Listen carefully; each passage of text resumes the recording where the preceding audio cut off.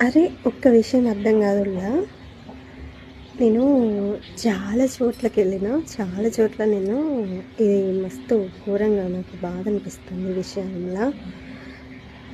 కూరలకు కరివేపాకు తీసేసినంత ఈజీగా తీసేస్తున్నారు రైతుల్ని. అసలు ఇదేమైనా అసలు ఈ ఇప్పుడున్న జనరేషన్‌లో, ఇప్పుడున్న సమాజంలో రైతుల్ని ఒక మంచి ఉద్దేశంతోటి చూస్తున్నారా అనుకున్నాను. కానీ ఎంత దారుణంగా ఆలోచిస్తున్నారని ఇప్పుడే అర్థమైంది నాకు.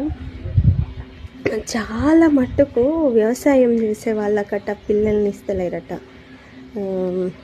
వ్యవసాయం చేసే పోరగాళ్ళకి అసలు పెళ్ళిళ్ళు కావా? మగ పోరగాళ్ళకి నాకు అర్థం కాదు. కానీ ఏంటి అసలు కూరలో కరివేపాకుని తీసేస్తున్నారు. ఆ కరివేపాకు విలువ ఏంటో తెలియదా?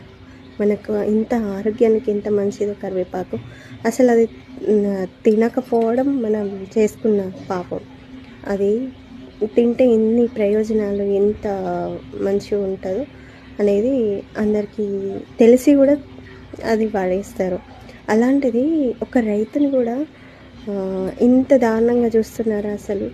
ఎందుకు జాబ్ చేస్తేనే పెళ్ళి అవుతుందా? పెళ్ళి కావాలా? వ్యవసాయం చేసే వాళ్ళకి పెళ్ళిళ్ళు కావా ఏంటి?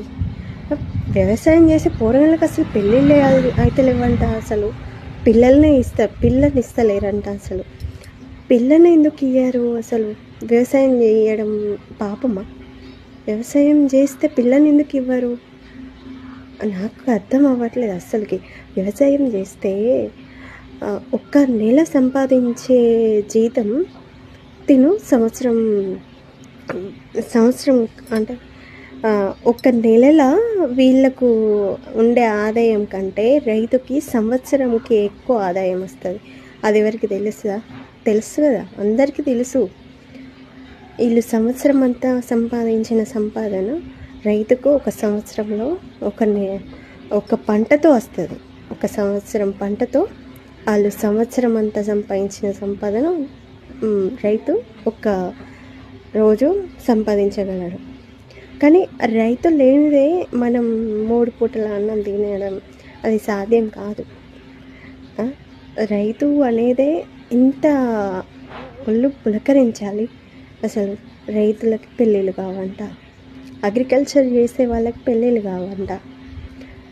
ఏమో అర్థం అవ్వట్లేదు. ఈ జనరేషన్ ఎటు పోతుందో, ఏం చేస్తుందో నాకు అర్థమవుతలేదు. రైతు ఏదో ఒక్క జాబ్ కంపల్సరీ ఉండాలంట.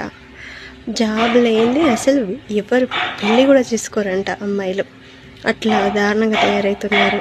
ఏంటో అసలు ఏమో అర్థం అవ్వట్లేదు.